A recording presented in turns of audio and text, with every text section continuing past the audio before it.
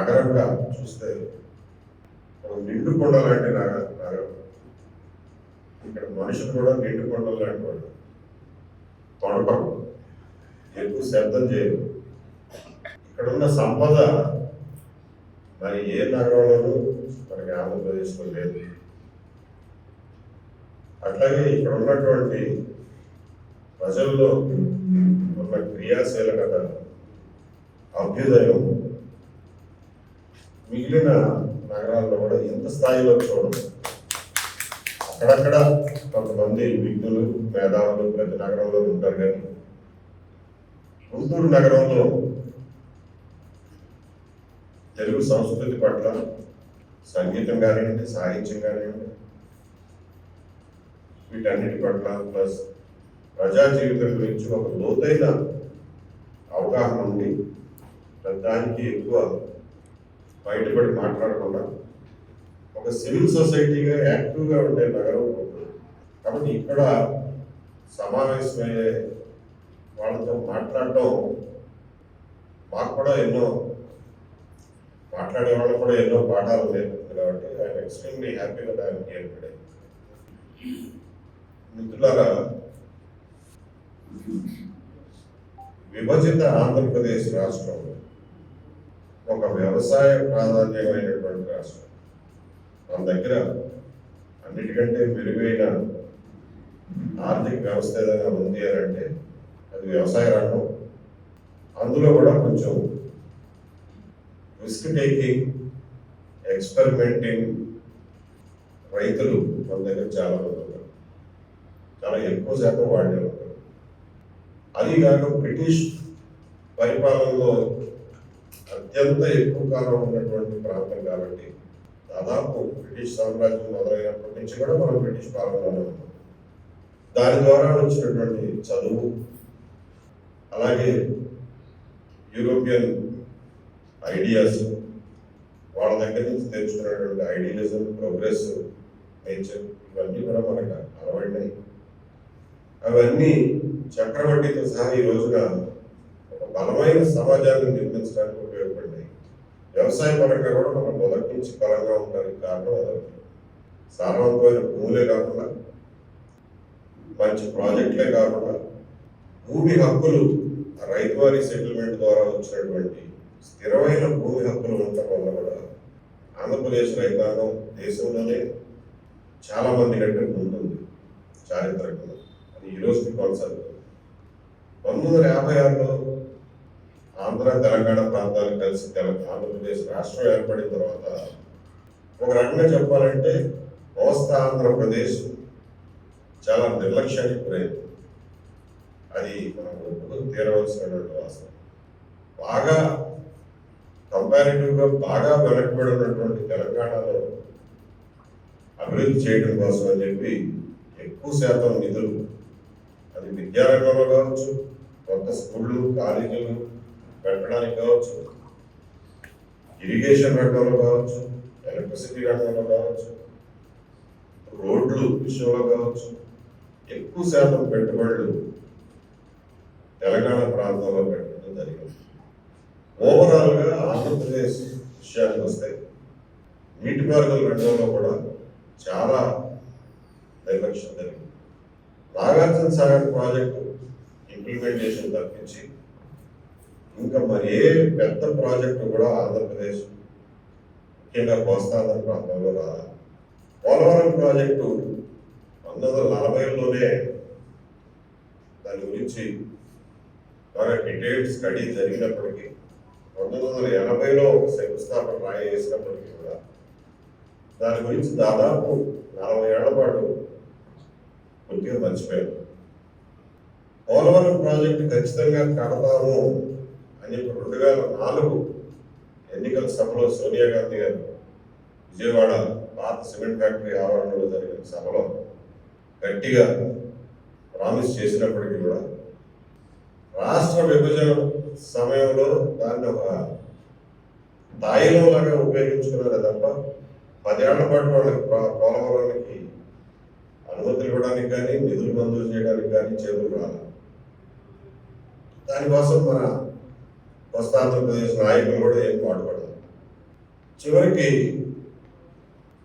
ఆంధ్ర ప్రజల్ని తెలంగాణ నుంచి వెళ్ళబడతారు, హైదరాబాద్ నుంచి వెళ్ళబడతారు, మీకు ఇదిగో చాక్లెట్ అన్న తీరులో పోలవరం ప్రాజెక్ట్ ఒకటి ఆశ చూపించారు. ఆశ చూపించడమే కానీ దాన్ని చట్టంలో కూడా రాశారు, దాన్ని ఇంప్లిమెంటేషన్ కూడా చేశారు. దానికి తక్కువ కాకపోతే 2004లో చేసిన ప్రామిస్ 2014 విభజన చేశారు కాబట్టి ఆ మాత్రం ఇచ్చారు పోలవరం ప్రాజెక్ట్. లేకపోతే అప్పటికి కూడా అయ్యేది కదా. పోలవరం ప్రాజెక్ట్ రాకుండా ఇన్నాళ్ళు పర్యావరణ అనుమతుల సాకు చూపించి మేమే ఆఫ్ చేసాము అని చెప్పి జై రమేష్ ఓపెన్గా కూడా చెప్పాడు. అంటే ఆంధ్రప్రదేశ్లో ముఖ్యంగా కోస్తా ఆంధ్రప్రదేశ్లో కానివ్వండి, రాయలసీమలో కానివ్వండి, ఉత్తరాంధ్రలో కానివ్వండి, ప్రాజెక్టులన్నీ కూడా రాజకీయాలకు లోబడి నిర్ణయాలు తీసుకుంటున్నారు తప్ప ప్రజల అవసరాలు, రైతుల అవసరాలను గుర్తించి కాదు నిర్ణయాలు తీసుకుంటారు. అది చెప్పడానికి మనం మంచుతాం. మేము అనుకోకుండా ఈ ఆలోచన పరుల వేదిక అన్న పెట్టిన పేరు కూడా యాదృచ్ఛికంగా జరిగింది. మొదటిసారి మేము సమావేశమైనప్పుడు ఏదో ఒక వేదిక ఉండాలి కదా, దానికి ఒక పేరు కావాలి కదా అంటే యాదృచ్ఛికంగా సరే ఆలోచన పరులు మనం ఆలోచించేవాళ్ళం కాబట్టి ఆలోచన పరుల వేదిక పెట్టాను. ఎందుకంటే మేధావులు అనే పదం ఇప్పటికే బాగా పరిశుభ్రం అయిపోయింది. సో కొత్త మాటలు వెతుక్కోవాల్సి వచ్చింది. అట్లాగే దీని ముఖ్య ఉద్దేశంగా ట్యాగ్ లైన్గా ఆలోచన చేసినప్పుడు ప్రాజెక్టులు ప్రజల కోసం కట్టాలరా బాబు అని అనడం జరిగింది. ఎందువల్లంటే ఆ రోజున ఉన్నటువంటి కాంటెక్స్ట్ బనకచర్ల, ముఖ్యంగా ఈ వేదిక పుట్టిందే ఈ బనకచర్ల అనే ఆలోచనని పూర్తి స్థాయిలో విశ్లేషించి అది ఆంధ్రప్రదేశ్ పనికొచ్చేదా కాదా, ఎందుకోసం ఇది తెర మీదకి వచ్చింది అని ఒక నిష్పక్షపాతమైన ఇండిపెండెంట్ వేదికగా మేము దాన్ని సమీక్షించి దాన్ని ప్రధానమైన అంశంగా తీసుకున్నాం. కాబట్టి ప్రాజెక్టులు ప్రజల కోసం కట్టాలి, కాంట్రాక్టర్ల కోసం కాదు అనే విషయాన్ని ప్రజలకు చెప్పడం కోసం చెప్పి దాన్ని ట్యాగ్ లైన్ పెట్టుకున్నాం. ఈ రోజున మనం ఒకసారి గత 20-30 సంవత్సరాల్లో జరిగినటువంటి ప్రాజెక్టుల నిర్మాణం కానీ, దానికి ఇచ్చినటువంటి నిధులు కానీ, వీటన్నింటినీ ఒకసారి గుర్తు తెచ్చుకుంటే మనకు అర్థమయ్యేది ఏంటంటే అక్కడ నీళ్లు ఉన్నాయి, ప్రజలకు అవసరాలు ఉన్నాయి, రైతులకు అవసరాలు ఉన్నాయి. కానీ ప్రాజెక్టులు మాత్రం అయితే కాంట్రాక్టర్ల కోసం లేకపోతే రాజకీయాల కోసమే నిర్మిస్తున్నారు, వాటిని డిజైన్ చేస్తున్నారు తప్ప ప్రజలను దృష్టిలో పెట్టుకుని ఎప్పుడూ చేయడం, ఏ పని చేయడం. ఈ దృష్టికోణాన్ని మార్చాల్సినటువంటి అవసరం ఉంది. ఈ దృష్టికోణంలో ప్రజల్ని ఆలోచన చేయాల్సినటువంటి అవసరం ఉంది అని మేము గట్టిగా భావిస్తున్నాం. మీకు ఒక ఉదాహరణగా పోలవరం ఉదాహరణగా చెప్పాను. పోలవరం ప్రాజెక్టుకు 2014 వరకు దాన్ని అసలు ఇంప్లిమెంట్ చేయకపోవడానికి కారణం ఏమిటంటే దానివల్ల వాళ్ళకి ఎప్పుడూ రాజకీయంగా అవసరం పడలా. రాజకీయంగా అవసరం వచ్చిన నాడు మాత్రమే దానికి ఆమోదం లభించింది.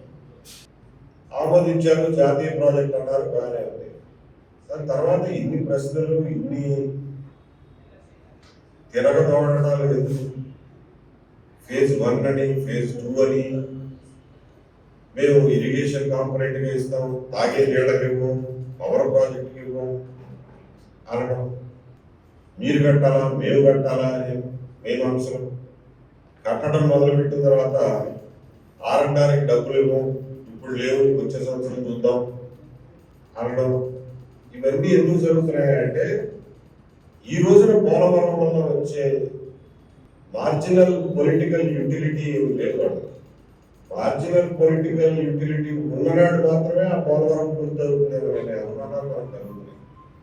ప్రాజెక్టుల్లో 50%, 70%, 80% డబ్బులు ఖర్చు పెట్టిన తర్వాత దానివల్ల రాజకీయ ప్రయోజనం చూస్తారా, లేకపోతే రైతులకి కొనగా మనకు ఊరే ప్రయోజనాలు చూస్తాం.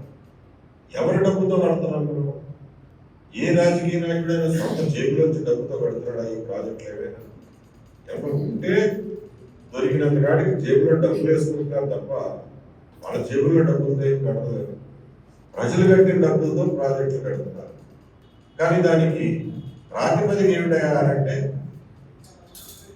మా కాంట్రాక్టర్కి ఈ పని చేపిస్తే ఎక్కువ డబ్బులు కాబట్టి ముందు ఈ ప్యాకేజీ మొదలెట్టాడు. పని చూపిస్తే నాకు రాజకీయంగా లాభం కాబట్టి ఇక్కడ పనులు మొదలెట్టాడు. ఇదే నా ప్రాతిపదిక ప్రాజెక్టు పూర్తి చేయడానికి. ఖర్చు పెట్టే ప్రతి కోటి రూపాయలకి మ్యాక్సిమం యాకరేజీ ఎక్కడ మీకు లభిస్తుంది, అదనపు యాకరేజీ ఎక్కడ లభిస్తుంది అన్న బేసిస్ మీద మొదటి కోటి రూపాయలు ఎక్కడ ఖర్చు పెట్టాలో అనేది నిర్ణయిస్తారా? లేకపోతే ఎక్కడ కోటి రూపాయలు ఖర్చు పెడితే అందులో మనకి అత్యధికంగా కమిషన్లు లభిస్తాయి, మనవాడికి కాంట్రాక్ట్ ఇచ్చుకోవచ్చు అనే ప్రాతిపదిక మీద నిర్ణయిస్తారా? లేకపోతే ఏ ప్రాంతంలో ఒక కోటి రూపాయలు ఖర్చు పెడితే నాకు రాజకీయంగా అత్యంత ప్రయోజనం కలుగుతుందనే ప్రాతిపదిక మీద నిర్ణయిస్తారు. రాజకీయ నాయకుల పక్షాలను చూసినప్పుడు ఈ రెండు తప్పుడు ప్రాతిపదికలు వాళ్ళకి కావాల్సింది. కాంట్రాక్టర్ల కోసం, డబ్బుల కోసం, రాజకీయ ప్రయోజనాల కోసం. కానీ ప్రజల దృష్టికోణంలో చూసినప్పుడు ఏంటి, మనం ఎంతో కష్టపడి మన జేబులో డబ్బులన్నీ పన్నుల రూపంలో కట్టి అప్పచెప్పి జాగ్రత్తగా ఖర్చు పెట్టడం నాయన అని చెప్పి 5 సంవత్సరాల కోసం ఒక ప్రభుత్వాన్ని ఎన్నుకుంటే వాళ్ళు చూడాల్సింది ప్రజల దృష్టికోణంతోనా, రైతుల దృష్టికోణంతోనా, లేకపోతే కాంట్రాక్టుల దృష్టికోణంతోనా, వాళ్ళ రాజకీయ ప్రయోజనాల దృష్టికోణంతో. ఆర్థిక శాస్త్రం చదువుకున్న వాళ్ళు ఎవరైనా రూపాయి ఖర్చు పెట్టేటప్పుడు దానివల్ల అత్యధికంగా ప్రయోజనం ఏ రంగంలో ఖర్చు పెడితే వస్తుందో ఆ రంగంలో ఖర్చు పెడతారా లేదా? ఇది బేసిక్ ఎకనామిక్ ప్రిన్సిపల్.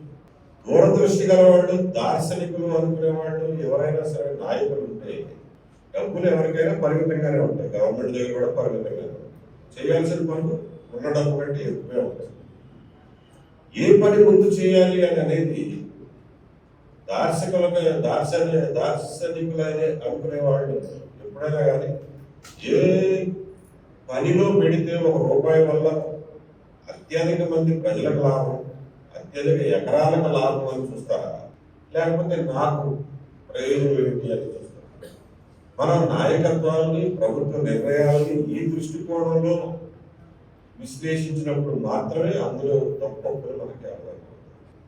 అంతే తప్ప ఏదో ఖర్చు పెడుతున్నాడు కదా, ఆడైతే అసలు ఖర్చు పెట్టలేదు కదా అనుకుని ప్రయోజనం లేదు.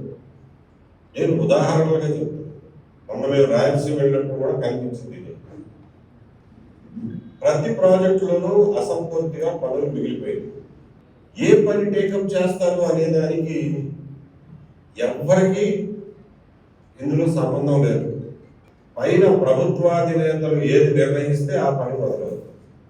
ఇందులో స్థానికంగా ఉండే ఇంజనీర్లకు ఏం తెలియదు, స్థానికంగా ఉండే ఎమ్మెల్యేలకు ఏం తెలియదు, ఆ జిల్లా మంత్రులకు ఏం తెలియదు, ఇరిగేషన్ మంత్రి గారికి ఏం తెలియదు, ఇరిగేషన్ సెక్రటరీలకు కూడా ఏం తెలియదు. ప్రభుత్వాధినేతలు ఏది నిర్ణయిస్తే ఆ ప్రాజెక్ట్ అవుతుంది, ఏ కాంట్రాక్ట్ నిర్ణయిస్తే ఆ ప్యాకేజ్ వరకు అవుతుంది. ఇదేనా ప్రాజెక్టులను అమలు చేసే తీరు అని చెప్పి మనందరం గట్టిగా ప్రశ్నించాల్సిన అవసరం. మీరందరూ ఇద్దరు తెలుగు వాళ్ళు తెలుసుకోగలుగుతారు కాబట్టి మీకు ఇంత వివరంగా చెప్తాను. గత సంవత్సరం 3,600 కోట్లు ఖర్చు పెట్టాము కేవలం అంద్రీనీవా పనుల మీద. సంతోషం. లైనింగ్ పనులు చేపట్టాము. ఆ లైనింగ్ చేయబట్టే ఈ రోజున శ్రీశైలంలో నీళ్లు 700 కిలోమీటర్ల దూరంలో ఉన్న కుప్పంకి తీసుకెళ్ళగలిగామన్న సంతోషం. ఒక డ్రై ఏరియాకి, ఒక కొత్త ప్రాంతానికి నీళ్లు తీసుకెళ్లారంటే పైనుంచి చూస్తే మనకు మంచిదే కదా అని అనిపిస్తుంది. అది మంచి పని కాదని నేను అంటున్నాను. కానీ ఎప్పుడైనా ఏ పనినైనా మనం మంచిదా కాదా అని తూక వేయాలంటే 2-3 ప్రశ్నలు మనం అనుకోవాలి కదా. At what cost, and compare to what. 3,600 కోట్లతోటి నీళ్లు తీసుకెళ్లారు, మంచిదే. ఎన్ని నీళ్ళు తీసుకెళ్ళారు?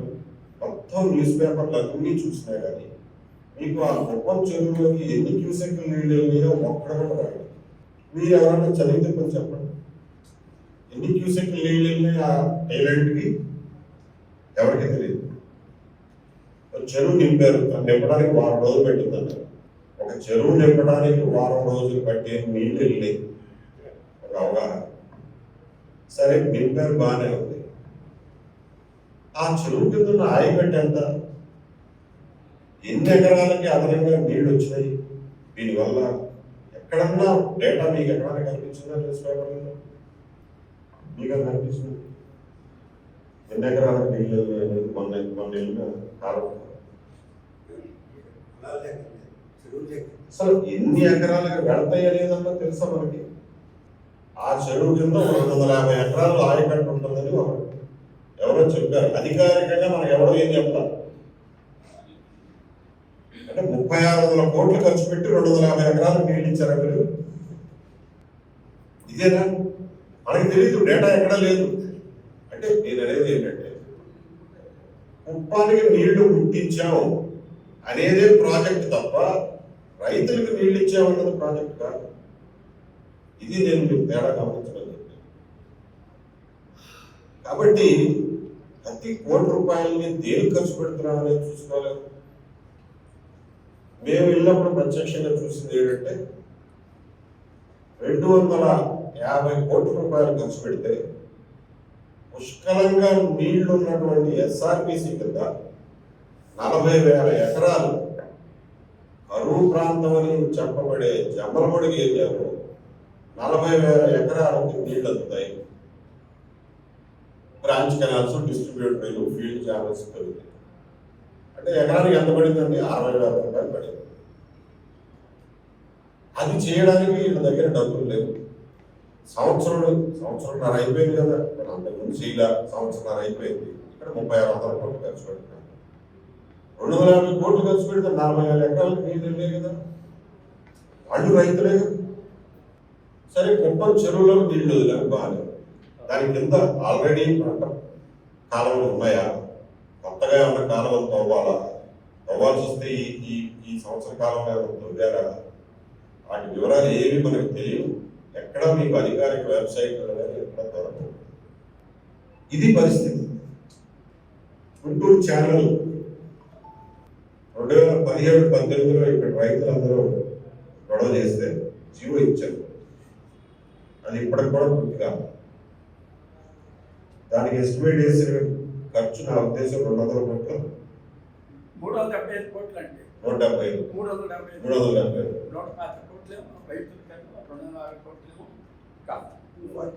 సో అది ఇప్పటిదాకా కావాలి. అంటే స్టేట్ గవర్నమెంట్ దగ్గర మనం కట్టే డబ్బుల్లో నుంచి స్టేట్ గవర్నమెంట్ ఖర్చు పెట్టదలుచుకున్నటువంటి ఇరిగేషన్ మీద ఖర్చుకి 1000 కోట్లు, 1200 కోట్లు, ఆ ఖర్చుకి ఎంత ఎక్కువ ఎకరాలకు నీళ్లు పారిస్తే ఆ ప్రాజెక్టు ముందు టేకప్ చేస్తామా, లేకపోతే అత్యంత ఖర్చుతో కూడినటువంటి ప్రాజెక్టు ముందు టేకప్ చేస్తామా? Common sense. కాబట్టి మనం నీటిపారుదల రంగం గురించి మాట్లాడేటప్పుడు పెట్టిన ఖర్చు చెప్పాలి. వాడు అంత ఖర్చు పెట్టాడు, మేము ఎంత ఖర్చు పెట్టాము అన్నది కాదు. అందులో అసలు జీతభత్యాలకు వెళ్ళిపోయి యాక్చువల్ పనులకి ఎంత ఖర్చు అయిందో కూడా చెప్పండి. ఆ పెట్టిన ఖర్చుతో ఎన్ని ఎకరాలకి అదనంగా నువ్వు నీళ్ళు ఇచ్చావో చెప్పు. ఎన్ని ఎకరాల్లో నీళ్లు యాక్చువల్గా నిజంగా పారినాయో చెప్పు. అప్పుడు నువ్వు మంచి వచ్చాడో చెప్తావు. ఈ రకమైనటువంటి ప్రశ్నలు పౌర సమాజం తప్ప ఎవ్వరూ లేవనెత్తారు. ఎందువల్లంటే బనకచెర్ల అనే ప్రాజెక్టు మెగా కృష్ణారెడ్డి గారు ప్రతిపాదిస్తే, జగన్మోహన్ రెడ్డి గారు ఆమోదిస్తే, ఈ లోపల కాలం దొరుకుపోయి ఎలక్షన్లు వచ్చి గవర్నమెంట్ మారితే మళ్ళా ఈ కొత్త గవర్నమెంట్ దాన్ని నెత్తెత్తుకునే పరిస్థితుల్లో ఈ రోజున మనం ఉన్నాం. కాబట్టి బనకచెర్ల గురించి జగన్మోహన్ రెడ్డి గారు మాట్లాడటం, ఇప్పుడున్న ప్రభుత్వం ఏమో దాన్ని నెత్తి మీద పెట్టుకుని అబ్బో ఇది అసలు గేమ్ చేంజర్, దానికి ఒక కొత్త పేరు పెట్టు, ఎవరికి ఏం చేంజ్ అవుతుందో అర్థం కావట్లేదు, కానీ ఏం చేంజ్ అవ్వదు. ఇద్దరు మాట్లాడారు. 1,00,000 కోట్ల డబ్బులు, ప్రజల డబ్బులు ఎక్కడికి పోతున్నాయి, ఏ గంగలో కలుస్తున్నాయో తెలియని పరిస్థితుల్లో ప్రజా సంఘాలు తప్ప ఎవరు మాట్లాడతాడు దీని గురించి? అందుకోసమే పెద్ద ఆయన జవహర్లాల్ రామారావు గారి దగ్గర నుంచి లక్ష్మీనారాయణ గారు, భవానీ ప్రసాద్ గారు, నేను, చక్రవర్తి గారు, ఇంకొక ఇద్దరు తిరగాల్సి వచ్చింది. ఆయన వెలిగొండ ప్రాజెక్ట్ కూడా ఒక ఎగ్జాంపుల్ చెప్పారు. 30 ఏళ్ళు అయింది, ఈ రోజుకి దిక్కులేదు. 4,50,000 ఎకరాలు పొటెన్షియల్ ఉన్న ప్రాజెక్ట్. కోస్తా ఆంధ్రలో ముఖ్యంగా ప్రకాశం, నెల్లూరు, పశ్చిమ ప్రాంతాల్లో, మెట్ట ప్రాంతాలని, అలాగే కడప జిల్లా బద్వేలు ప్రాంతాన్ని కూడా మొట్టమొదటిసారి వాళ్ళు నీళ్లు చూసే భాగ్యం కలిగేటటువంటి ప్రాజెక్టు. తాగడానికి నీళ్ళు ఇచ్చే ప్రాజెక్టు. ఫ్లోరిన్ వ్యాధితో మోకాళ్ళు అరిగిపోయి, ఎముకలు వీక్ అయిపోయి బాధపడుతున్న ప్రజలకు తాగే నీళ్ళు ఇచ్చే ప్రాజెక్టు 30 ఏళ్ళు అయింది. ఇప్పుడు ఒక 10,000 కోట్లు ఖర్చు పెట్టారు. ఇంకొక 5,000 కోట్లు ఖర్చు పెడితే తప్ప అది పూర్తి కాదు. ఆ 5,000 కోట్లు ఎప్పుడు ఖర్చు పెడతారో తెలియదు, ఎప్పుడు నీళ్ళు వస్తాయో తెలియదు. ఇది పరిస్థితి. 3,600 కోట్లు ఒక చెరువు నింపడానికి ఖర్చు పెట్టామని చెప్తుంది. నేను అనేది, మీ దగ్గర ఉన్న డబ్బుల్ని మీరు ఏ ప్రాధాన్యతలతో ఖర్చు పెడుతున్నారు, ఎవరి కోసం ఖర్చు పెడుతున్నారు, ఎన్ని ఎకరాలకు నీళ్ళు ఇచ్చడానికి ఖర్చు పెడుతున్నారు అనేది ఆలోచించుకోవాలి. అలాగే పోలవరం నుంచి ఇప్పుడున్న పట్టిసీమ కాలంలో పగలు తీసి వెడల్పు చేసి వెస్టులో పోసి మళ్ళా ఎత్తి తీసుకెళ్లి బొల్లాపల్లిలో పోసి డైరెక్ట్గా తీసుకెళ్లి పనకచర్లలో పోస్తారు. నిన్న కూడా మళ్ళా దాన్ని రీఇన్వేట్ చేశారు. లేదు ఏం చేయలేదు. పశ్చిమ గోదావరి, కృష్ణా, గుంటూరు, ప్రకాశం, నెల్లూరు జిల్లాలో మెట్ట ప్రాంతాలని ఎండగట్టి 40 మీటర్ల ఎత్తులో ఉన్నటువంటి గోదావరి నీళ్ళని 350 మీటర్ల ఎత్తులో ఉన్నటువంటి రాయలసీమలో పోసి, అది కూడా 1 ఎకరం కూడా అదనంగా ఆయకట్టు దొరకని ప్రాజెక్ట్ ఇది. పోనీ దానివల్ల లాభం జరుగుతుంది, రాయలసీమ ప్రజలు బాగుపడతారంటే మనం అర్థం చేసుకోవచ్చు. సర్లేవయా పోనీ లేదు.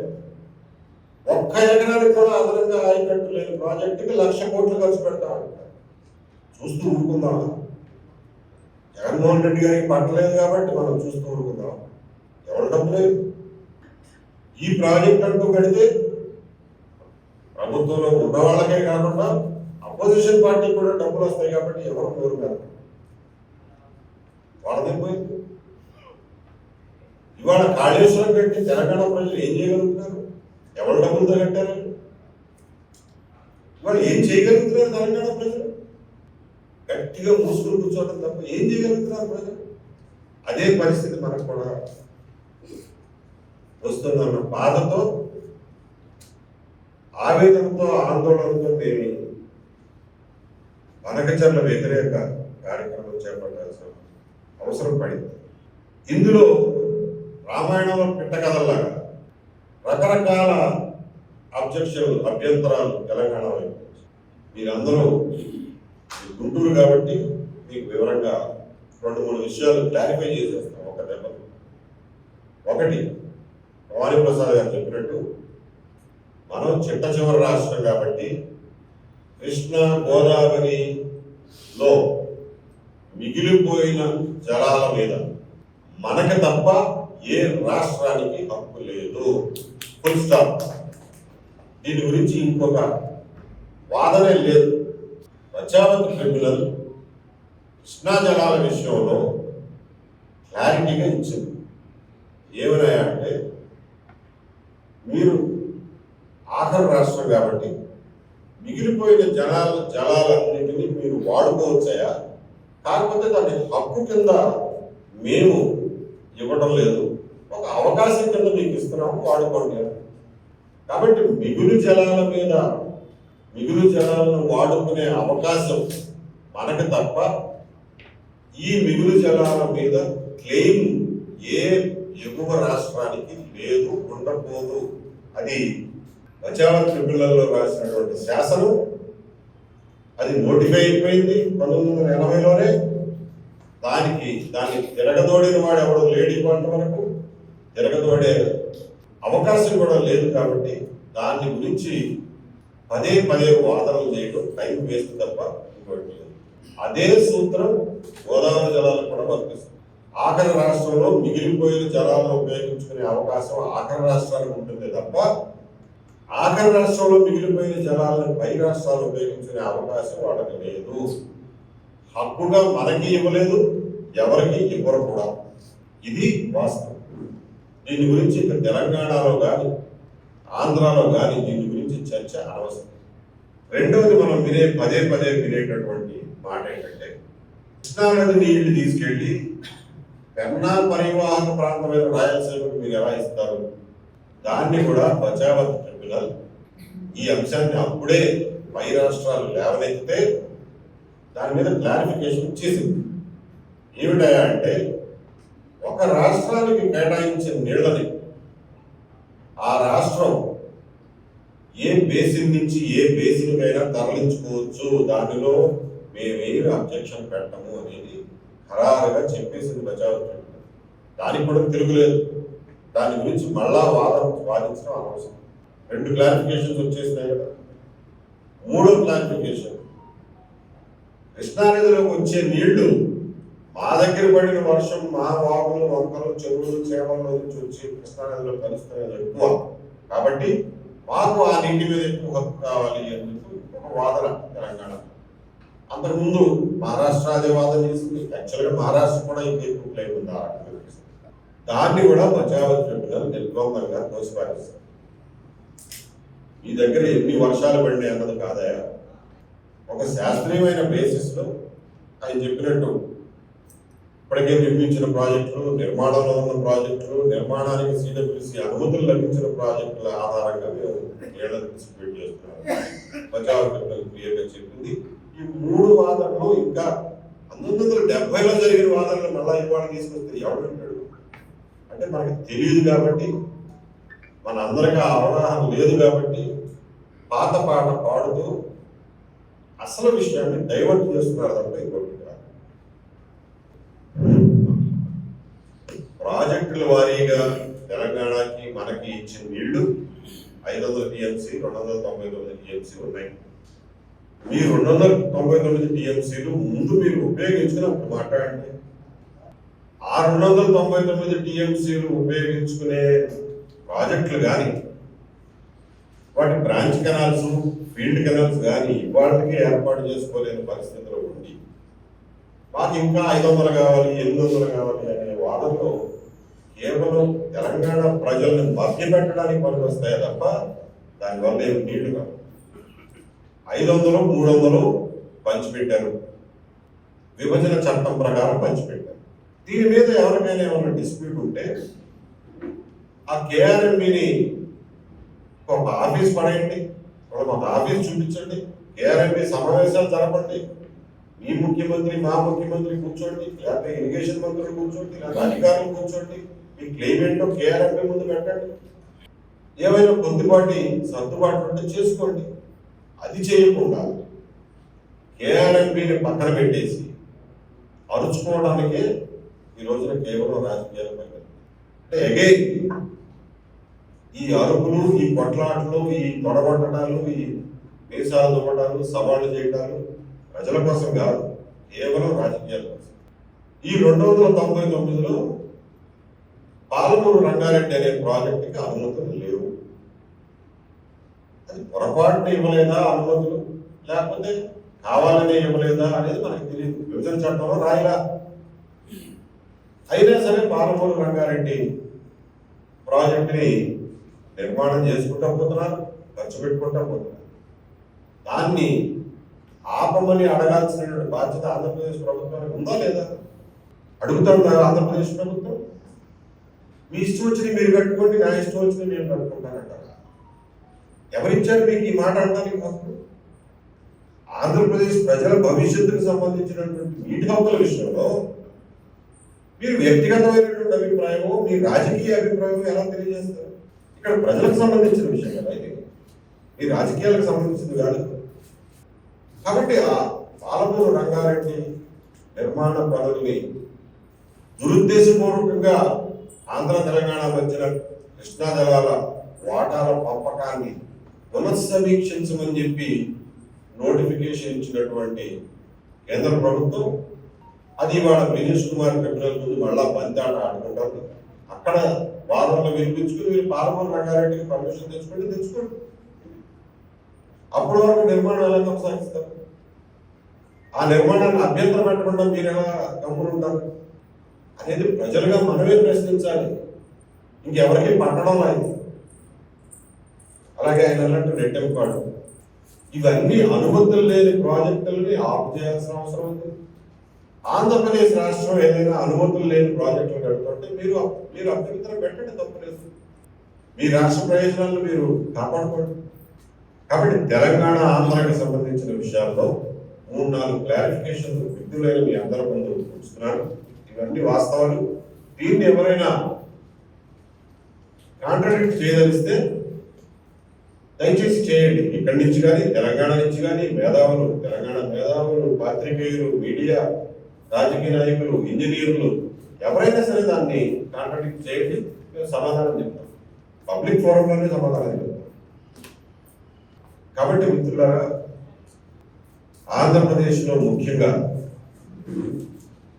చిన్న చితక ప్రాజెక్టులతో కలిపి కొన్ని వందల ప్రాజెక్టులు అసంపూర్తిగా నిర్మాణంలో ఉన్నాయి.